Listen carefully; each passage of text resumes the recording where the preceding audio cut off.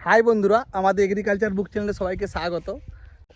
দেখুন এই জমিটাতে আপনার শঙ্কর গোল্ড আর কাবেরী 6393 শশা বীজটা লাগানো হয়েছিল।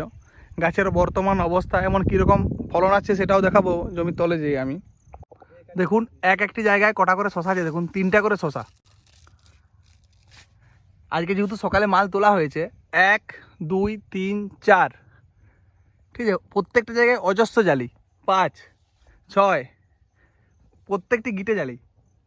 তুমি কি বীজ নিয়েছিলে? শঙ্কর গোল্ড আর কাবেরী 6393। এই কতটা জায়গা এখানটা? কাঠা চারেক। মোটামুটি কদিন মাল তুলছো? 3-4 দিন।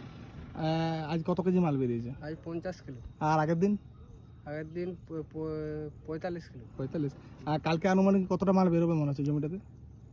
ওইরকমই হবে 55 55-60 হবে। 55, মানে 60 হবে। ফলন মোটামুটি অন্য বছরের তুলনায় যে বীজ লাগিয়েছে রেজাল্ট কি মনের মতন হয়েছে, না ভালো না খারাপ, না খুব ভালো? ভালো, খুব ভালো। খুব ভালো হয়েছে, মানে মন শান্তি হয়েছে তো যে আমি এই বীজটা লাগিয়ে রেজাল্ট আমি ভালো পেয়েছি। হ্যাঁ।